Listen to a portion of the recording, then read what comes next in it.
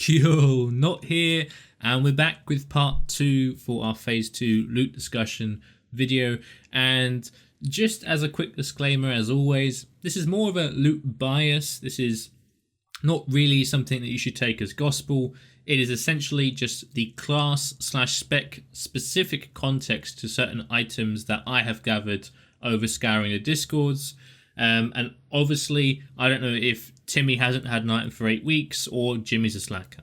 All that stuff, can't know. So we're just looking at the class context, and we're back with Tempest Keep. So the first item we're going to look at is Phoenix Wing Cloak, and it's a pretty good chonk cloak for your plate tanks. Druids should be nowhere near this. They just don't want what this cloak has to offer. And in terms of your paladin versus your warrior is going to be seeking threat from this slot again, because that's kind of where their entire plight comes from. They're really tanky, they just need to find the threat. So typically this is going to go to your paladins as part of their sort of big, sort of chonky set, as opposed to the spell damage cloak that they may wear when they're being a bit more aggressive. And this then brings us to Mindstorm wristbands, which are quite an awkward one. They are the BIS caster braces for pretty much everybody from a stat budget point of view. There's just a lack of good spellcaster braces throughout phase 1 and phase 2, and these are just quite a bit ahead of all the other options. There's also no other there's no hit options here, sorry. So this means that pretty much all casters are going to be putting crit rating into this slot. You know how in a lot of items we're differentiating between casters because of their hit situation or the lack of hit, that they don't want any hit, for example, in terms of the elementals specs like that. In terms of these braces though, everybody doesn't have a hit option. So literally these are just going to be the go-to. Now, in terms of where you might go first, you're probably going to be prioritizing the sort of specific cloth-based casters compared to, say, Elemental. Elemental Shamans often use Netherstrike set, which includes braces. And that's not to say that those braces are better than these, but they are going to be breaking a set bonus to do so, and the set bonus is 23 spell damage. So by and large, you're going to be moving these more towards the casters that just don't have those crafted braces in terms of the elementals. Perhaps even your Boomkin, they might have Windhawk. They will be lesser on the prio. But by and large, this can go to anyone. This is not really a class prio item. It's just far ahead of the other options.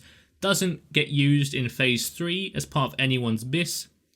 So overall, this is pretty much a one-phase BIS item by a large margin. You might want to not go Ellie first. You might not want to go Boomkin first because they're crafted options. Shadow Priests technically want the Shadow Damage or Shadow Wrath blue braces or Servant Quarter braces ahead of these, but it's quite rough to go for that RNG option. So again, maybe you don't want to be that harsh on your Shadow Priest. Either way, this can go anywhere, but you might want to lean towards your typical mage, warlocks, etc. This brings us to Gloves of Searing Grip. And these are just grips of deafness from Karazhan, but a bit better. And they are equally not as desirable as First Thought. Now don't get me wrong, these are expertise gloves, people do want them, but they're just not crazy, like they are useful, people do want them, they're just not insane if you already have deafness. And if you weren't using deafness, but these are your BIS, it's quite a small sort of difference between your second BIS, so it's not too crazy. So tanks will use deafness or these for threats, but it's a relatively small upgrade, so you do not want to go to your tanks first. If you're being, really brutally honest, it's just not worth it from that point of view. It's better go to your DPS that maybe don't have expertise on gloves at all. But what classes just aren't going to use these regardless? And those are your enhancers and rogues. They want to use tier 5 gloves as part of their 4-piece bonus, which we've discussed already. So you're not going to go there, obviously. This then leaves us with your plate boys, essentially. If you're not looking at tanks first and you're not looking at enhance or rogue first, you're pretty much looking at your plate boys. And given that DPS warriors aren't really too interested in deafness, they are the spec that if they do want them, and that's the big question here, because the warriors, as far as I know, we're not entirely sure whether they want all the expertise off pieces in phase 2 yet or not. I haven't had confirmation yet. But if they do want these, they maybe should be ahead of your Ret Paladin purely on the basis that your Ret Paladin very much likely has deafness, because Rets are expertise shields and they've probably already got deafness. But if everybody has deafness or the warriors aren't interested, then your Ret Paladin is going to be the most thankful here. That's just a given with the expertise situation. So overall, assuming warriors want these and don't have deafness slash, they do want the expertise, I would lean towards Fury Warrior first here, just in terms of that two-phase fairness, right? Looking backwards and forwards. Fury Warriors maybe go first here in terms of just the balanced approach. If you're being super nitpicky, this is going to be bigger on your Ret Paladins just because of the expertise. But, my opinion is that you'd maybe go Fury Warrior here first, potentially followed by Arms. Again, not 100% sure at the time of recording that these are where warriors want to be at. It's very, very close. Then you want to look at your Ret and then your tanks, right? So if you're being super min-maxy, Ret first, most likely. But in terms of the balanced and what Rets will already have equipped, you're probably looking at your warriors. But the big surety is that tanks are probably going to be last here. You're just going to go there last when there's no demand and they get a little boost off their deafness gloves. This brings us to Firecrest breastplate, which is far more straightforward than the past two items. It's a solid enough Holy Paladin item, but it's not too crazy. Just go with wherever it's going to go as an upgrade. Obviously, Shamans can use these too, but they're probably going to be using different options too at the end. So overall, good catch-up item. Going to be a crystal more often than not after maybe 1 or 2 weeks, unless you've got a freshie in your raid. And I've just noticed a cloud pop up again. This location for recording. Let's do that real quick and go back to our little spot. All right. So this brings us to Band of Alar. Now, Band of Alar is pretty much BIS. Oh, sorry, not BIS. It's good for everybody. And in terms of a non-hit option, again, it's not quite BIS as far as I can tell from all the options in the Discord. But for Shadow Priests, it is. Shadow Priests don't really scale very well with those secondaries aside from spell power, sorry. So essentially, because you're not really prioritizing Shadow anywhere particularly strongly, like on some of the tier pieces, Shadow Priests are relatively high, but they're never like super hardcore prioed. In this case, this is where you throw them a bone. It's not huge for anybody apart from Shadow Priests, and even then, it's not crazy for Shadow Priests, but it is technically their BIS. So go Shadow first, and then go for whoever wants to fit this in. You know how casters are. Hit situation. Do they want hit? Do they want crit? Do they want raw spell damage? In the case of Shadow Priests, they really want this. Other specs could take it or leave it, by and large. So Shadow first, then the rest. Next, we've got Phoenix Ring of Rebirth. Similar to Band of Alar, it's pretty good, but not quite BIS for everybody in terms of healers. So in terms of the upgrade potential, that's where you're prioritizing. You don't want to use class here.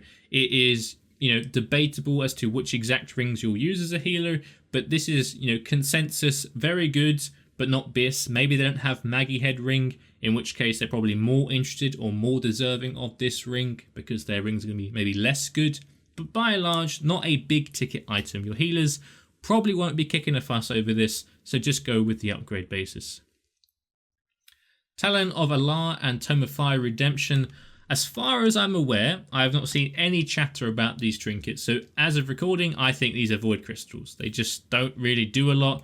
And it's all RNG. It's a bit like the Wild Heart route for druids, right? There's like the effects are not inherently terrible, but like the proc rate and stuff just kind of is, and it's just not competitive with the best options. So if people want them to try out, sure, but they're pretty much rubbish. Talisman of the Sun King. Now, it's a really good, well-rounded healing offhand, but is, technically lower throughput than the badge offhand. So it's treated more as a catch-up item, or if you've got a big PvPer in the guild, this might be where they want to be at, right? 27 stam is actually huge. Obviously, it's got 24 in it as well. Pretty good healing and some MP5. That's probably looking at catch-up / PvP. And yeah, I'm just assuming that's the case with PvP. It looks pretty good for that. And this then brings us to our two fist weapons. Now these look kind of cool, you know, like they're okay. And the big one here in terms of the Talon is that this is the best non-orc enhanced shaman weapon. So if you've got an orc enhanced, this is not where they want to be. They want to be on the blacksmithing weapon. But if they are non-orc, this is their best main hand, assuming they can pair it with a similar speed, or the same speed rather, in the offhand. And the only really viable candidate at this stage, or this itemization level, is Rod of the Sun King, which we'll get to a bit later on. So first priority will be your enhance here, assuming they want to go the 2.7 route. And we'll discuss this a tiny bit more as we go through into Netherbane and Rod of the Sun King. So keep with me on the flow on the enhanced stuff. In terms of other than the enhanced though, you're looking at your BM hunters. So in terms of BM, they're going to be using the two talons, both of these talons, in combination with the weight stones to min-max their DPS, assuming they're not melee weaving. My thoughts on melee weaving are quite negative. I don't want to bring it into this video, but I would assume most hunters are just going to go dual wield here, and this is the best option for your Beastmaster hunters.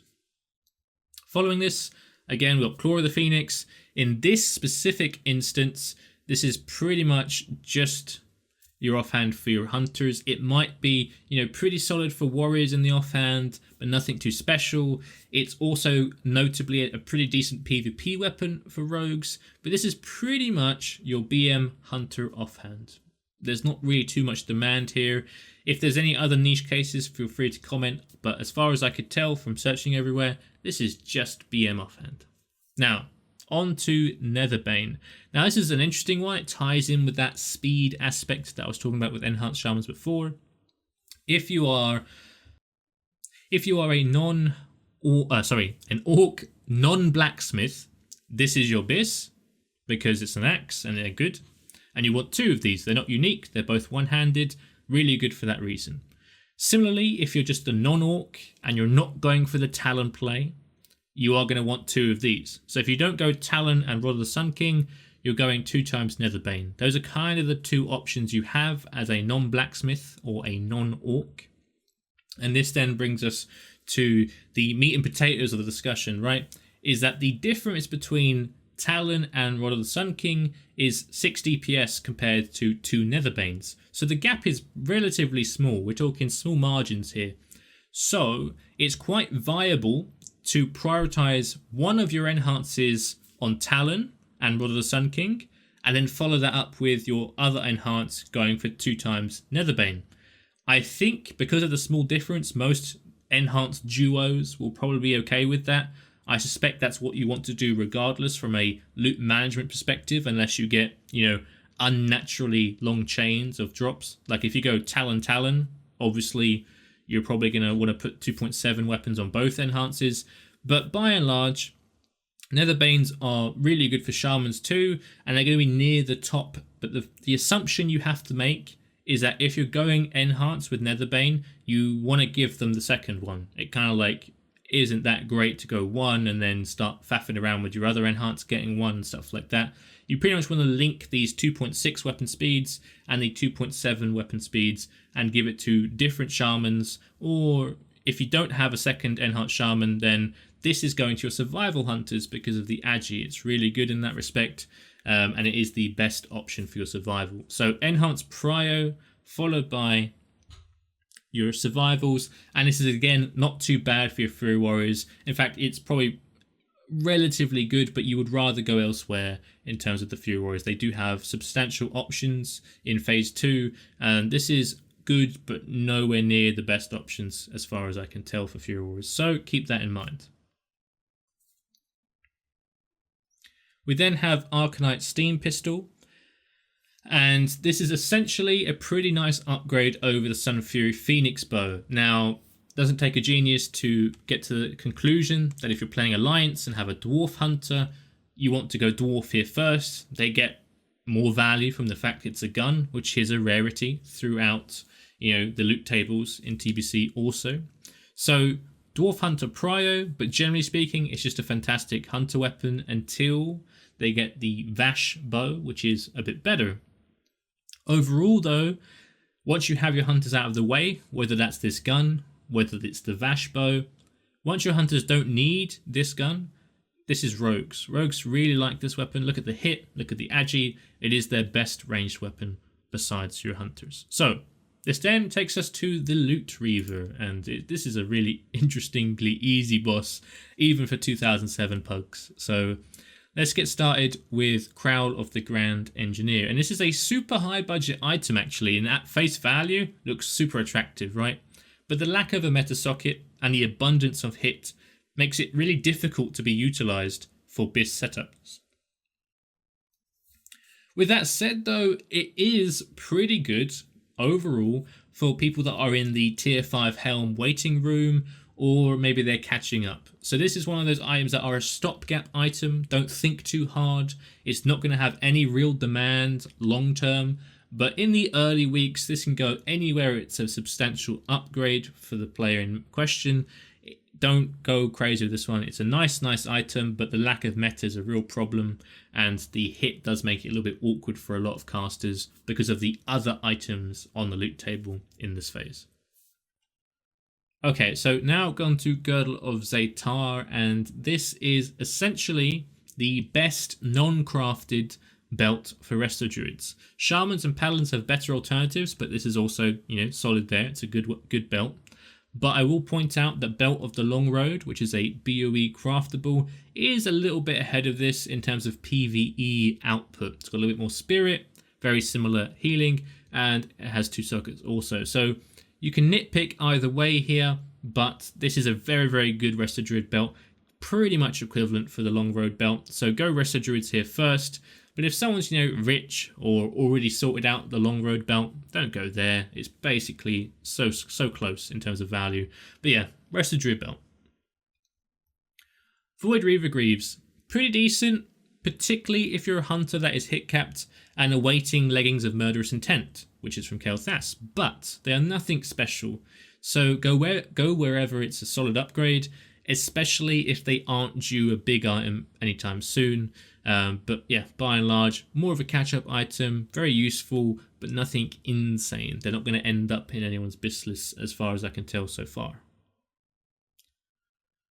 Felsteel Warhelm is one of those random helms that just don't fit the criteria. That they're also itemized so poorly that I think you'd struggle to put this on even a catch-up item. Like meta sockets are so big, especially for melee. This is a crystal 9 times out of 10, if not 10 out of 10 times.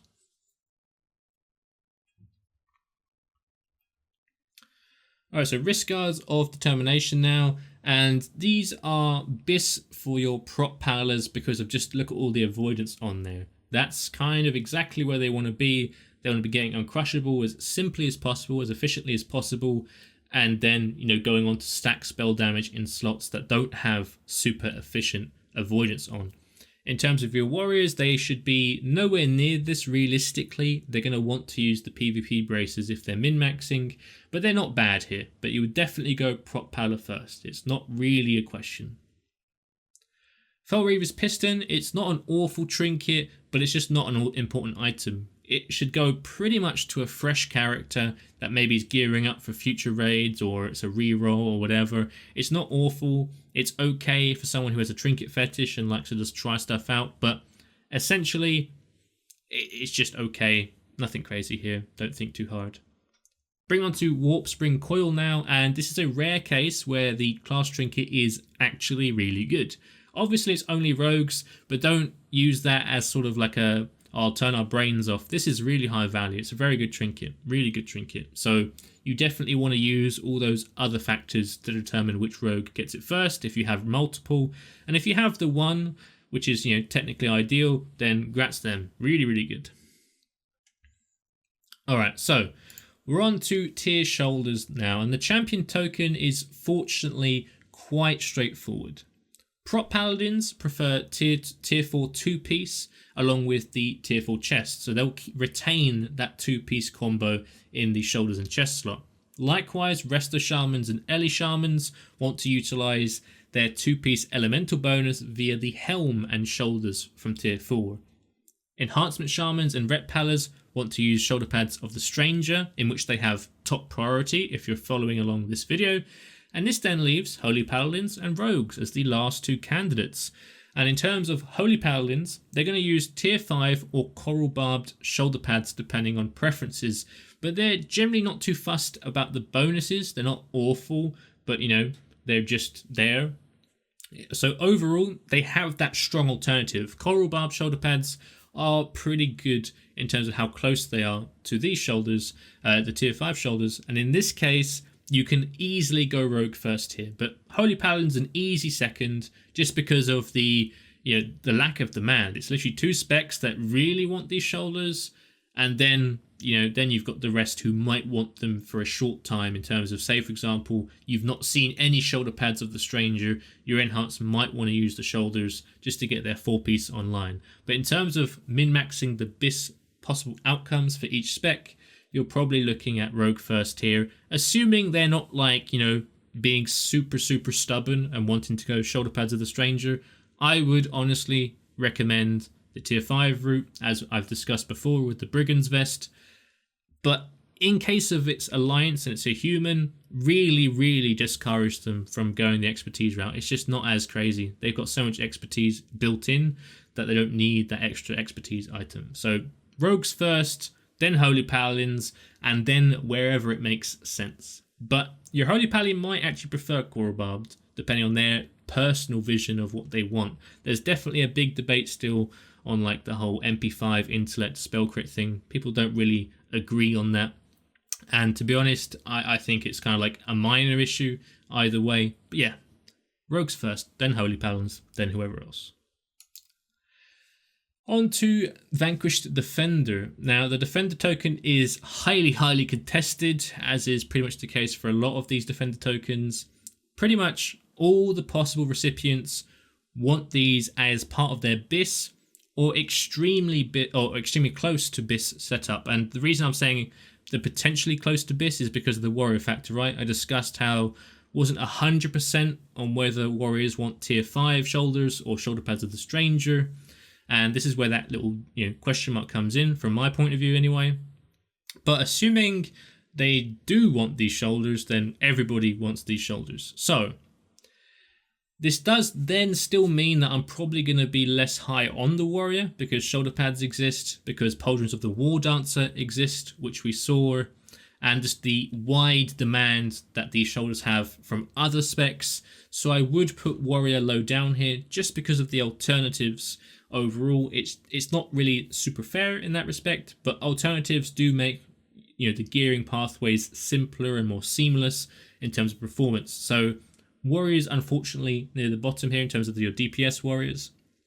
Prot warriors have a similar issue that we've discussed earlier. The actual item itself isn't particularly good, but your non-PvP prot warriors do want to use the 4-piece here. It is pretty decent in terms of keeping threat up with the rage generation that the 200 haste rating brings. But the actual item itself isn't too hot. Block value, iffy at best. It's okay for threat in terms of your shield slam damage, but realistically it's just not a super good item. And as we've discussed before, prot warriors don't scale too well in terms of producing more threat. The PvE scenario is literally the exact same threat as last phase 1. So again, unfortunately, prot warriors are in this lower tier as well. This is again not to diminish the fact that all specs probably want these. It's just a case of these are the less good recipients, but everyone wants them. In terms of your priests, if we talk about our shadow priests first, they are very close to Frozen Shadowy in value, so they should be one of the last, but they do want that 4-piece bonus, and that's where the tricky part is, right? It's not that you want your Shadow Priest to get the 4-piece bonus, but by and large, the Frozen Shadow we've set is pretty good by comparison, given that they don't really scale with the crit on these shoulders. So again, you're probably putting Shadow Priest in the middle, in that middle bracket of people who want it, they have a good case for it, but it's not super insane over what they had before and stuff like that. So Shadow's probably in the middle on this one because the bonus is good, but their pre-existing item is also very good. Now, in terms of your Rester Druid, Now, the Resto Druid shoulders are very, very good. If you have a tailoring Resto Druid, though, these are not as appealing to go there early. They are kind of in this middle bracket also. They don't have any stick bonuses, and obviously healers do have, generally speaking, a lower priority on most tier items because they conflict with other roles which, in terms of groupthink and overall perception, just have less importance, especially in classic iterations where the HPS needs are often not really met with any real challenge. Like, you can just do it. So whilst these are very good for Resto Druids, if they're tailoring, they're less enticing to give there, and also the healer factor unfortunately does diminish it a tiny bit. And overall, the bonuses aren't crazy. They're solid enough, but they just don't really make a real difference in terms of priority. So along with Shadow Priest in the middle tier, and I would put these slightly behind Shadow Priest in that middle tier, would be Resto Druid. This then leaves us with a three-way tie, or three-way bracket, I should say, because I think that makes more sense when you start thinking about other factors in highly contested items. You've got the other two specs of Druid and your Holy Priest. Now, the reason why the Holy Priest gets a pretty good mention here is, despite being a healer, these are quite a significant upgrade on what they would have prior. They would have tier 4 or Solace Giver from phase 1, but they also, by and large, want to get that extra renew value. It's not crazy. As I mentioned, healing is often the least needed sort of like push in terms of progression and stuff like that. But this is, you have to prio healers somewhere, otherwise who would play healer, right? So this is a really nice item. The set bonus is that they get kind of by accident is pretty good too with their full piece. So Holy Priest is in that sort of top-ish prio, even though, there is that healer factor. That's your discretion though. For me, I would put them up here just for a more balanced approach. That leaves us with Feral and Boomkin as well. And Ferals just get an insane upgrade. The bonuses are just not fantastic. They're okay. Like, the full piece is okay. It's just added value. But it's just the raw stats gain, which helps Druid a lot. They scale really well with armor and all stats, and essentially that's just the upgrade we get. That's just how it works. So it's a very good upgrade, but the lack of a bonus factor means that I have, unironically put Boomies at the top end of this top bracket. I would actually go Boomy first here, to be honest, just because of they play an underloved spec in terms of they have that one role. If you've got a Boomy, the full piece is insane. It's huge for them. So in a similar sense to your Shadows and your Holy Priest, where I'm saying, you don't prio them often, go Boomy here very early. You could debate whether you go Feral first or second or whatever, but Boomy should definitely be up there. Boomy wants that full piece. They play, a pretty nice role as far as your raid DPS goes with the improved Fairy Fire. They're probably not going to get much love on the off pieces that are highly contested with, Warlocks, Mages, etc. So throw him a bone here. Definitely Boomy's near the top here. I would personally go Boomy first, but that is debatable. Either way, Boomy, Feral, Holy Priest in that top bracket for these shoulders, followed by Shadow Priest and Resto Druid, followed by the Warrior specs. Again, it's really close because everybody wants these. Fortunately, we're getting 2 tokens per boss, so won't be too crazy as the weeks unfold. But in the early weeks, I would, look at that Boomkin Feral aspect. The Holy Priest is also a very good candidate early on. This then leaves us with the Hero token. And in terms of the Hero token, it's pretty much a similar story to what we've had before. Warlocks can use it as a solid slot. It also looks really cool, obviously. But ultimately, they do want tier 4 shoulders. Probably. In most cases. They are going to use tier 4 shoulders along with the helm or the gloves, depending on whether they're engineering or not. And this is essentially just a good alternative to having tier 4 shoulders. But the tier 4 2-piece is where they want to be at. So the demand from Warlocks isn't especially high here. It's not a bad item by any means. But the gap between these and having the 2-piece is quite vast, so they want the 2-piece if they're using tier 4 shoulders, which they probably do already, right? So Warlocks are last again here. It's just how the tier plays out. In terms of Hunter versus Mage, it's the same story or dilemma that you've got. Do you just hard prio a Hunter and try and get some Hunters on 4-piece already? Or do you go Mage? I think just from a DPS difference perspective, the mage sets are more impactful because hunters get a lot from Beastlord. It's not far behind. So again, I would go mage here in terms of... I've just noticed they've got Merciless Gladiator Silk and Meese on the add-on. How do I report a bug in this add-on? Either way, you can't see it here because it's the Merciless shoulders for some reason.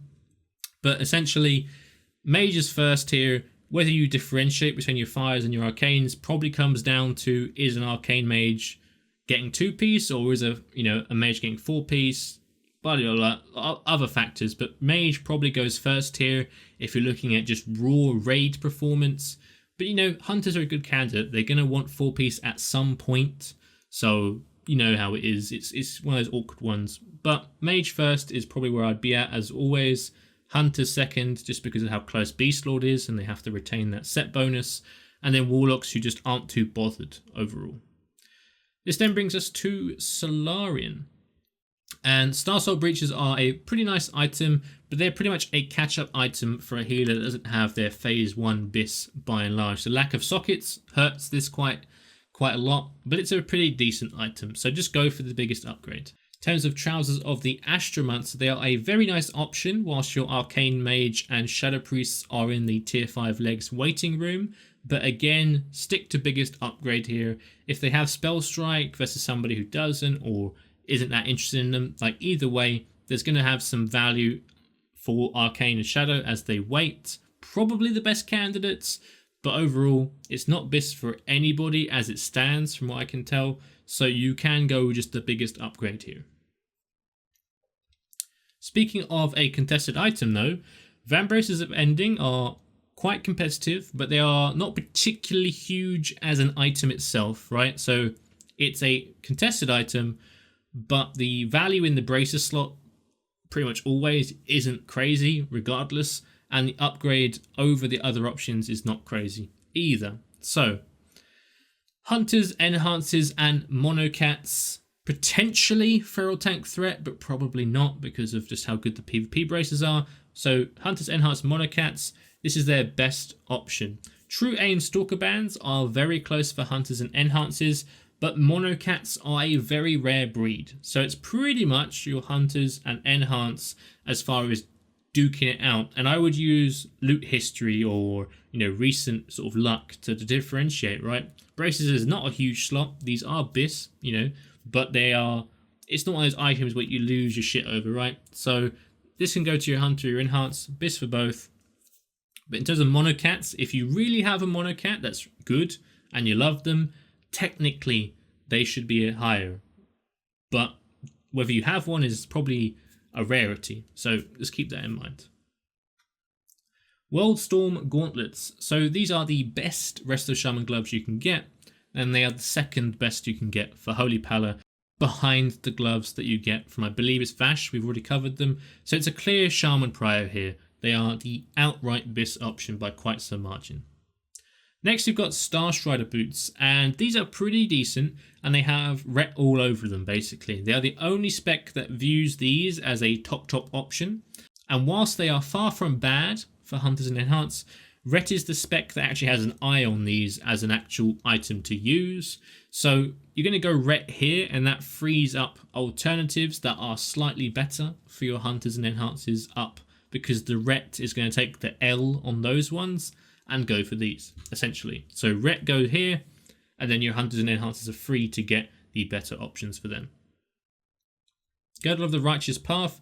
It's a solid Holy Pala belt, but not much else to say. Pretty much a catch-up item, or if you got unlucky on the belt slot, but not going to be bis.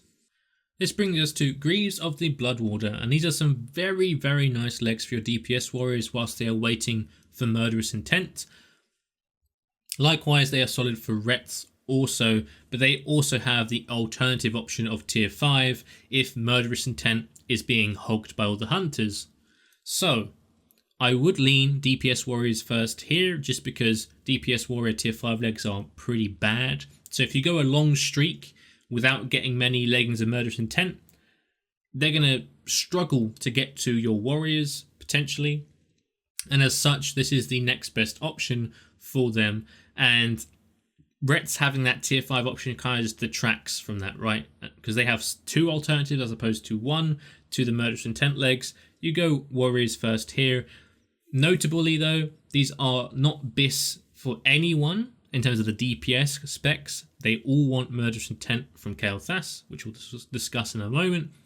But if your prot warrior is giga serious and he's doing arena every week to make sure that he can get the 2-piece gladiator set bonus to make sure his set is as good as it possibly can be for PvE, this is actually prot warrior bis. They just stack 36 stam into the gem slots and call it a day. And the reason they can do that is the resilience covers the lack of defense. And if you look at it without defense goggles on, these are actually really pushed. High armor, because they're plate, 50 strength almost 50 stam, 31 crit, which is okay-ish as far as prot warrior stats go in terms of threat. Like, they don't scale that well with threat at all, but crit at least does something.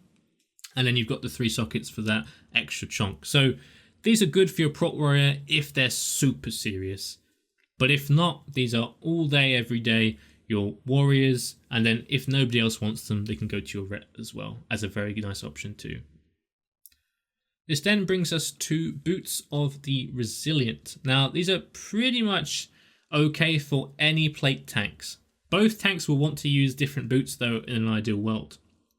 As far as warriors, usually the PvP boots, just because of that resilience factor again. And for paladins, it's going to be the crafted boots most of the time. But those are bind on pickup and crafted, so they'd have to be blacksmithing to obtain those. So again, these might be the option for your prot pala, but either way they can go to either plate tank. I think some prot paladins might be tempted to go blacksmithing just to get the boots because they are pretty damn nice. Anyway, getting onto Solarian Sapphire, it's actually a really nice trinket from a raid perspective. You can swap it in and shout and back out ahead of the fight, as far as I know. I haven't tested it on PTR, but that's what I've heard people saying. So overall, really nice just to use as essentially a stat stick ahead of a fight.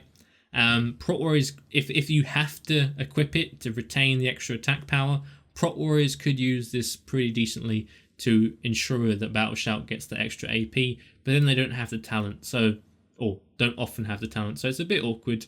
But either way, pretty decent trinket. However, Void Star Talisman is not a decent trinket for PvE. It's, I don't even want to say it. I don't think it has a use in PvP, but I don't know. Is pet resistance actually useful? Potentially, maybe. But either way, this isn't going to have any real demand from your PvE players. At the very least, probably not anybody. Like, being truthfully honest here, probably avoid Crystal immediately. But I don't know this intimately, so I won't pretend. Moving on to Heartraiser. Now, no real PvE application. It's 1.8, so it might have some PvP applications for ambushing. But if you have a Dagger Rogue, this is going to be worse than Fang of Vash, and I'm not sure I've ever seen a Dagger Rogue so far in TBC, so this kind of is going to be a crystal a lot of the time. I guess if you have like an undergeared Fury Warrior, this is okay in the offhand, but we're really scraping the barrel here. This doesn't really have many applications, so don't think too hard. Ethereum Life Staff. Now, this is a nice staff. PvE-wise, it's not too far away from Tears of Heaven and Light's Justice as a combination, but it's got pretty huge regen attached to it with the Spirit, and would be a decent side grade or small upgrade on what Phase 1 bis essentially is for some. In particular, this is very, very good for PvP because of the Spirit for priests and druids in those mana wars and innovating and stuff. So in terms of where this might lean towards, you might want to go here with your Arrestor Druid who really wants it and might use it in PvE as well because of that extra regen factor with Spirit and Innovate and stuff, because it's kind of close to, or pretty close to, Light's Justice and Tears of Heaven. So by and large, you're looking at a good catch-up / side grade plus the PvP factor. I wouldn't think too hard here. Obviously the Spirit leans it towards priests and druids anyway, but between those two classes, use the other factors. Do they PvP? Do they actually want it? Etc. Wand of the Forgotten Star. Now, this is just Gig Abyss as the one for mages and warlocks. So here, I'd more so again go on other merits. This does get replaced in phase 3, and essentially it's just the best option as far as wands go, because it's just got the most budget on it, right? You can see the primaries have been chopped off, and they're just putting all the budget into secondaries, and that's exactly where PvE sort of performance comes from, by and large. So here, go with anyone, but go on the other factors. It is a very nice item and deserves some thinking. It's just that class doesn't make too much sense since it's just super efficient as an item. It's a bit like those braces, right?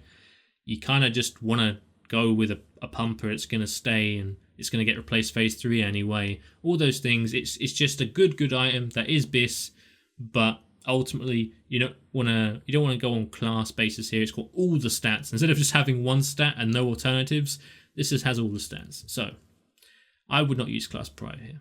And this moves us on to Kael'thas finally, and we've got Royal Cloak of the Sunstripes, and this is a pretty good cloak for hit capped casters and is just about BIS for arcane in some simulations. Now again, we're talking very fine margins here, so by and large you can assume this is just good for most people that can fit it in, but if we're being really nitpicky, I think it's a tiny bit ahead of other cloaks for arcane because of that int factor, and the nice spell damage obviously doesn't hurt. I do want to point out though is that this has got a lot of chunk, it's got spell damage on it, so without, it doesn't take a genius to realize that your prop paladins are going to be super interested in this for their threat set. And there is a point where, assuming this is indeed BIS for arcane, which I believe it is, it was pointed out to me by a few DPS between videos that this is BIS, you would then probably look at, does your prop paladin really want it? Because it is quite unique in terms of the high stam, big spell damage without any crit or hit on it, which is, debatable as to whether that's going to be where your prop pala wants to be. The raw spell damage across the board is just super nice in that respect, especially with the consecration aspect as well. But obviously, we've got Shadow up in here too, right? Shadow technically get more spell power from going for those random rolls, like the blues of Shadow Wrath. But assuming they can't get hold of those, which must be a pain in the ass, it's very good on Shadow Priest too. So I would be looking at 3 specs here, followed by anyone who can fit this in. It's a very nice cloak for most people, but Arcane, Shadow, Prop Pala is where you want to be at. Where you differentiate between these 3 classes or specs is pretty much based on what they already have. Does it fit right now? Like, for example, is your Prop Pala going to use this for threat right now, or does he need to use a mitigation cloak to stay uncrushable? Stuff like that. Like, ask the questions, but those are the 3 standout specs on this cloak. We've then got Sun Shower Light Cloak, and this is just absolute BIS for all healers. Again, the spirit does lean it towards druids and priests. Almost made a derp there. Druids and priests, obviously, because of spirit, but notwithstanding of that, this is just the BIS cloak for healing, and it's just a nice upgrade over the Prince Cloak for all healers. So whilst you might lean priests and druids ever so slightly, it's just BIS. So again, the prio is very loose on this one. And this brings us to Thalassian Wielder Cloak, and this is a really good cloak, but it's not actually crazy if the spec in question's already using Vengeance Wrap. We've discussed this briefly on Razor Scale Battle Cloak as well, but Wrap is super pushed because it has no primaries and just gets all the budget in a gem slot and some secondaries. And because cloaks don't get a ton of budget until the infamous Sunwell Cloak, this isn't going to be night and day. This is not going to rock anyone's world overnight. But with that said, your hunters are probably the best shout here first. They don't get too many prios in tier 5, which is, surprising on face value, but when you get into it, it kind of makes sense. But generally speaking, this is where you want to go hunters first.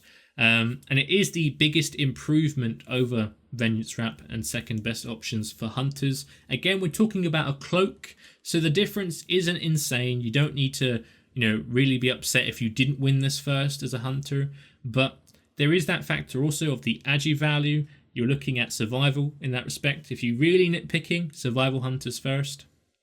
And again, we're not prioring survival hunters basically nowhere, so this is a good place to start giving them just a little bit of love.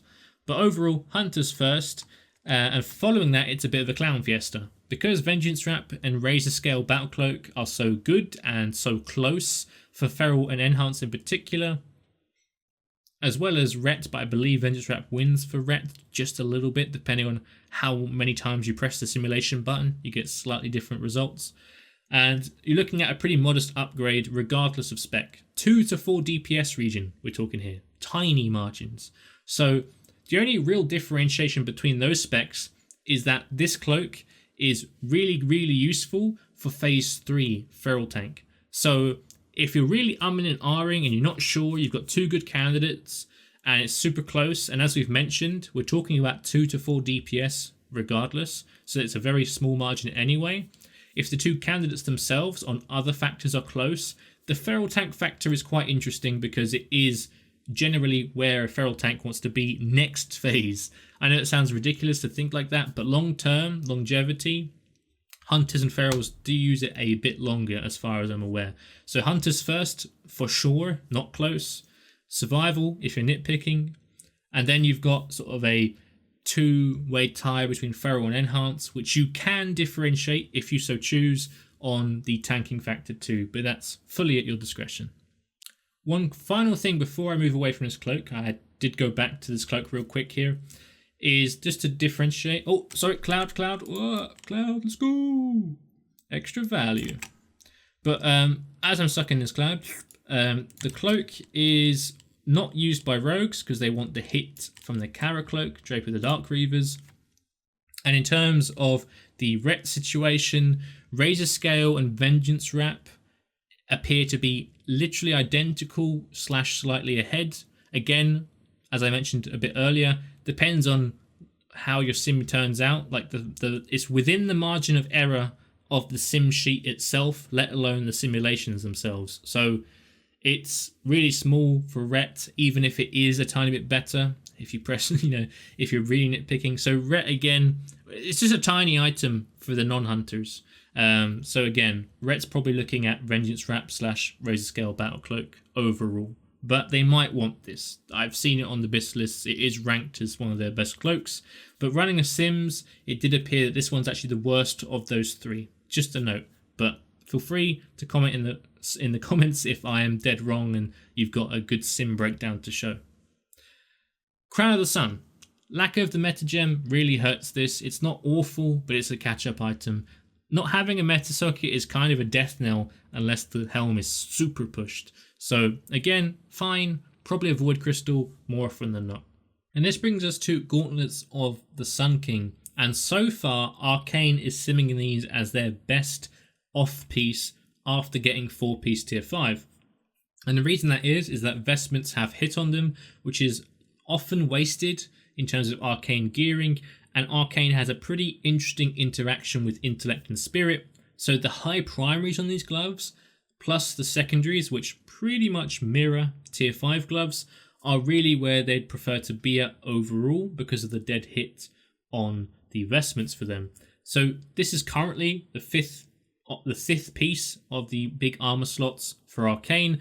This is where you want to prio it to. It's serviceable on your Shadow Priest, and likewise Boomies can probably make decent use of this until tier 5, but Spellfire, Anger Spark, etc. are going to be close to these as well. So this is pretty much an Arcane slam dunk, pretty much. Like, you can't really get more slam dunk than this, but it's fine on the casters that actually get some value from the Spirit. They're also pretty decent, just the crit and spell damage is solid by itself. But this is pretty much Arcane, followed by whoever wants it. Alright, and this brings us to Leggings of Murderous Intent, and you've already heard me speak about these before, and that implies they're very contested, which should be very correct on. Hunters, Warriors and Ret Paladins would all do some deviant favours for these, but Hunters are the clear choice. Both Warriors and Ret Paladins have access to Greaves of the Bloodwater, which we've seen, which are serviceable until Murderous Intent are freed up. Likewise for Rets in particular, tier 5 legs are pretty decent as long as not all of the hit rating is dead. That's easier said than done, with a spec like Retribution because of the low amount of hit they need, but good alternatives exist essentially for both the plate wearers, whereas these are really quite stand out as far as the hunters are concerned because they are desperate to drop hit and they don't have those alternatives without hit. So hunters first for sure. It's not close, unfortunately. I know how good these are, but you do want to go hunters first here if you're just looking at specs and classes. But then you want your warriors and your rets to get hold of them. If you were being nitpicky on spec after the hunters, I probably wouldn't. I honestly would just view it as merit based on other factors. The ret versus warrior thing really comes down to who deserves it more based on other factors, to my mind. So hunters first, followed by your plate boys. Super contested, and that's just the breakdown. Unfortunately, your hunters will definitely be getting this first. Unless your hunter really sucks by comparison or isn't putting in effort or whatever, it should go hunters first. Especially since you're not really going to dunk all the tier 5 on them immediately in most scenarios. Like if you loosely follows my logic, you're probably not going tier 5 on hunters super fast. So this is one of those items where you go, okay, here's a huge item for you hunters. Stay happy whilst we get through all the tokens. That kind of thing. But it's huge. Go hunters first. This brings us to Sunhawk leggings, which are far simpler. It's just 2 specs that see them as Abyss, and that is Holy Pallor, Rest of Shaman, both that can use. These are just insane as far as healing is concerned. Like 108, 13 MP5 and 3 sockets is really pushed. You're going to like take some time to replace these in phase 3 too. So Sunhawk, really, really good. I'm not sure whether I differentiate. It's just that good of an item. Healers don't get too many items to roll on / be interested in, so having these just be equivalent prior based on other factors seems the most fair. This moves us on to Royal Gauntlets of the Silver Moon, and I've just noticed another cloud. We're getting fantastic RNG up in here right now. More motes, and this brings us back to the gloves. So the gloves are pretty good. They're solid for mitigation for both plate tanks, but neither are going to end up here.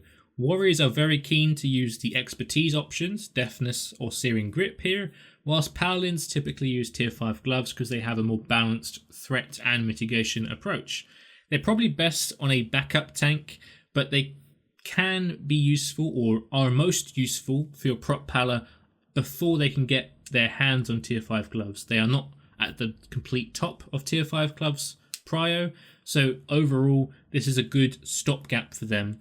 But if you were trying to really tease out the most value, this probably goes on the tank that's not tanking super often or is like a arms warrior that tanks sometimes, etc. But overall, palas might want these. Prop warriors probably don't, but if they haven't got any expertise options, they're good here too. Band of the Ranger General, and this is super contested, as you might have guessed. This is the Prince ring all over again, literally. It's just the Prince ring with flavor text and more stats, literally.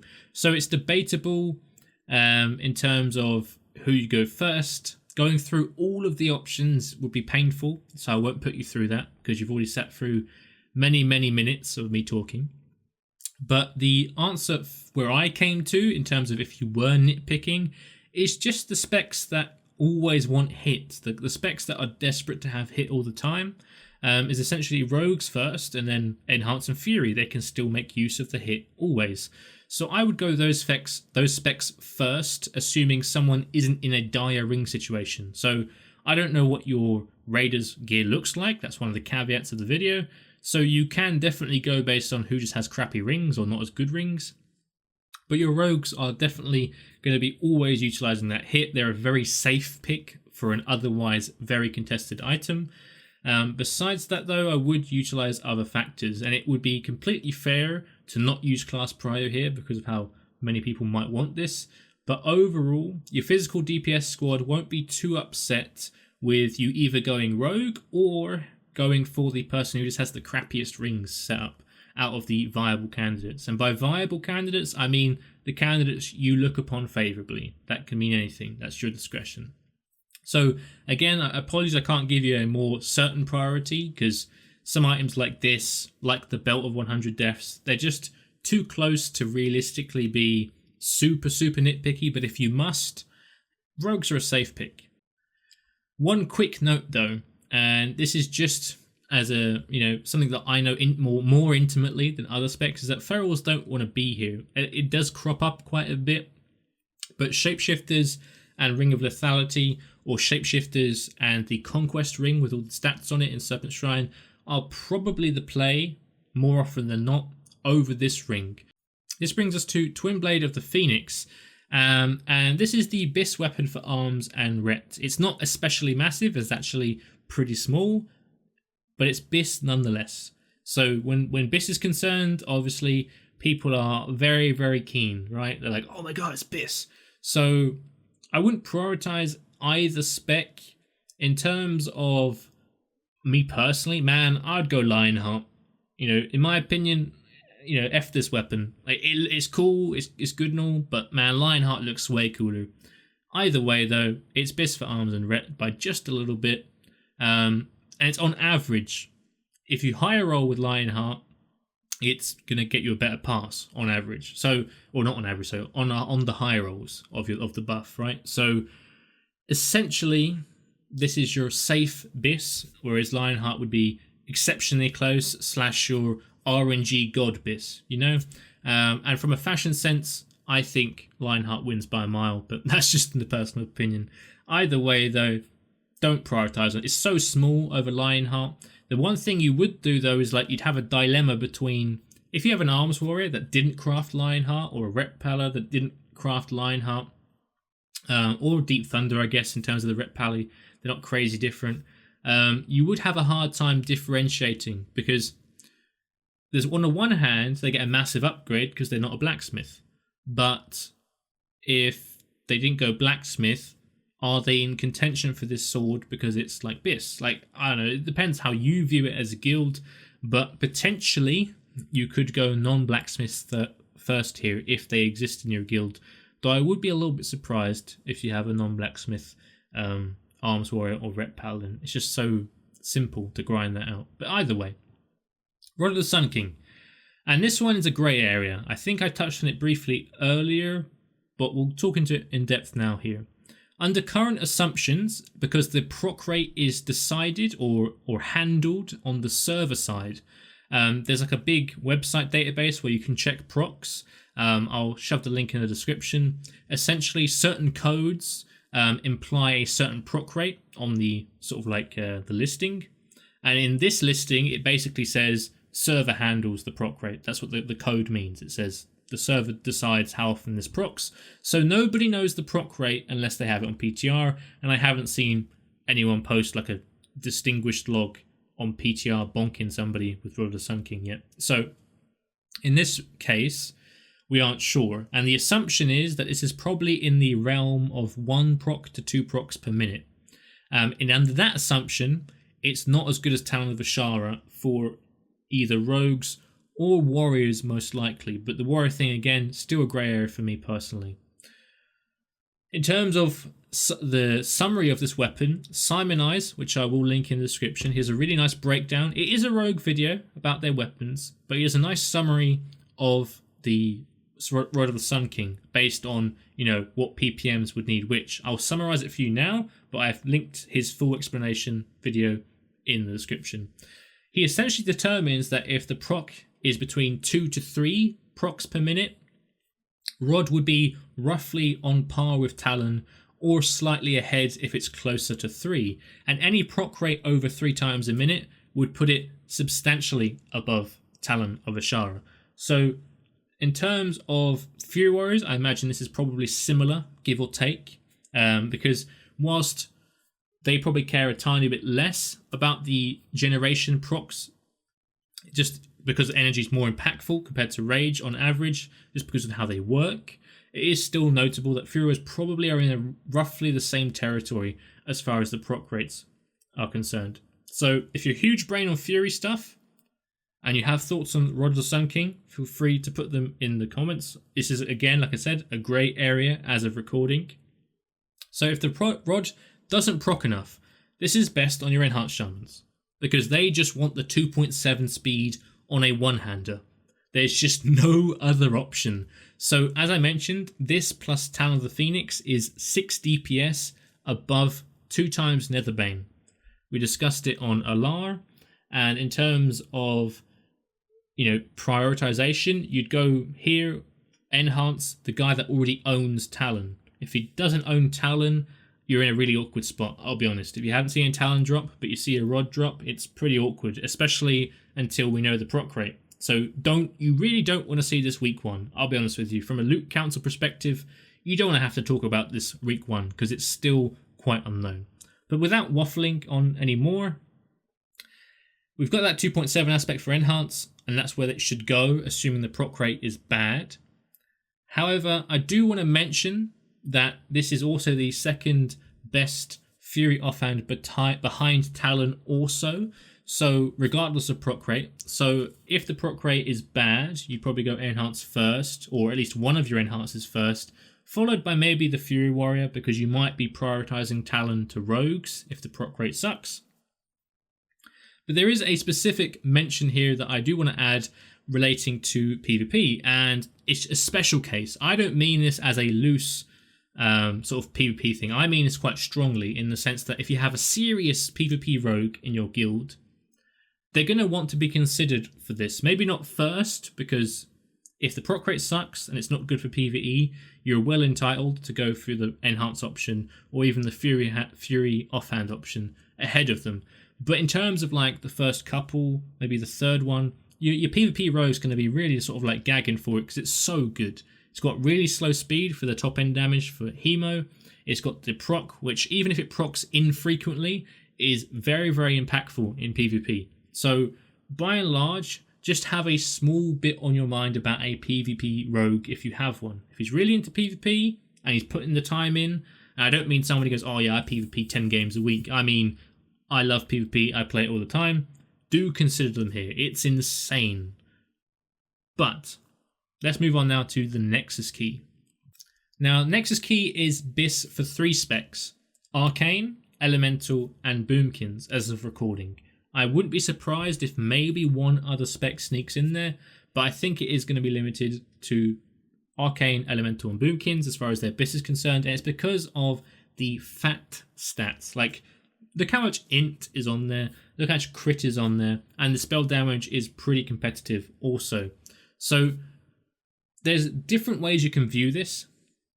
Because Boomies and Elementals do not have realistic alternatives, there just isn't a dagger or a mace in this tier, you could go there first, and you'd be more than justified in terms of a happiness as well as BIS perspective, because it's not bad on them, and it also, they don't really have alternatives, so you're more than capable or more than entitled to favour your Elementals and Boomkin here. And if you're nitpicking between those, I would probably lean Elemental. But because of the intellect interaction with Arcane, this is also insane on Arcane. And if you were super min-maxing, you would go Arcane first. Not because there's no alternatives, but just because Arcanes are probably going to play a really big role in tier 5 as far as min-maxing is concerned and trying to blast bosses real fast. It suits them really well. They get some really nice items to help push their spec. In particular, the 2-piece tier 5 is a real nice bonus. And just from that perspective, you would go Arcane first. But I do want to highlight here, there is literally nothing wrong with going Ellie or Boomkin first because of the lack of alternatives. So for me, Arcane, Boomkin, Ellie before anyone else. Differentiating between the 3, if you're being super nitpicky on just performance, Arcane. But if you prefer to go with the more balanced approach of there are no other alternatives, you'd maybe look at your Elementals and Boomkin first here.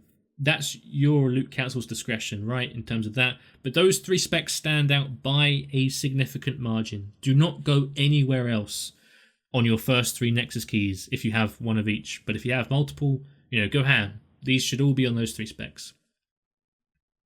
This then brings us to tier 5 chest tokens, and I've realised I've got 11 minutes to get through this. So we're going to speed run this because of the server shutdown. The champion token, there are 4 specs that want this, and let's get started with the Paladin. Holy gets a reasonable, but albeit relatively small upgrade compared to their tier 4 chest, whilst Rep Paladins also have a very strong alternative in their Kraken Heart breastplate, which we covered with Vash. Rogues typically use tier 4 2-piece with chest and helm token as they go into phase 2, whereby you would use 2-piece tier 4 over this until you had your 4 pieces of tier 5. As far as I know, it might be okay to break it up with the 2-piece tier 5, but I believe you do want to get your chest towards the back end of like your final 2 pieces of that 4-piece, I believe. But the 4-piece is very big, so you don't want to be too negative about that. Yeah, sure, they can use tier 4 2-piece for as long as they can, but tier 5 4-piece is really good, so it kind of balances out. But it does differentiate them from the strongest claim, and this is your enhanced shamans. They really want their 4-piece, just like rogues, and this is a very, very good chest, like really good chest standalone as well, and they're going to equip it immediately, assuming they aren't using tier 4 chest as their 2-piece, which I believe is a rarity. I believe the consensus ended up being tier 4 helm and shoulders for enhance also. So Cataclysm chestplate should be where you're at on your first ever tier 5 token if you're min-maxing. Rogues are a very good alternative, as well as your Reps and Holy Paladins, but I would go enhance, rogue, followed by the 2 Paladin specs, maybe Holy a little bit ahead of the Ret because the Ret has the alternative. So those 4 specs followed by whoever else wants, but enhance, rogue, Holy Pala, Ret Pala, rest. Brings us to the tier 5 Defender token chest, and here again, contested by all recipients, perhaps not warriors as we've discussed because of the existence of Bloodsea Brigand's vest, but it's going to be close, so we'll see. Still waiting confirmation on that one. This leaves us with a tricky process of elimination, and the first thing I want to mention is that if they are tailors, your healers should be at the bottom here. Resto Druid and Holy Priest, if they are tailoring, should be, towards the back end of the prio here, just because of the size of the upgrade, and unfortunately, again, the healer factor. If you're really min-maxing, healers do unfortunately get shafted a little bit. It's really not great. In terms of the prot warrior, the item is actually really good comparatively to what you'd expect from the usual prot warrior set pieces.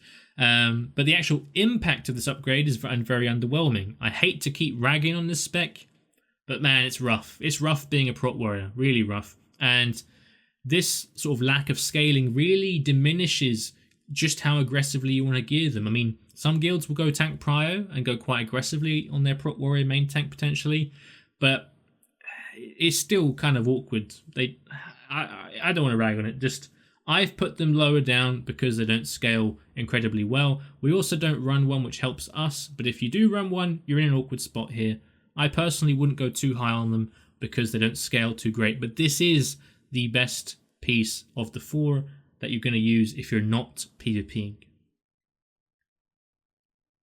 In the middle bracket, I've got non-tailoring healer specs.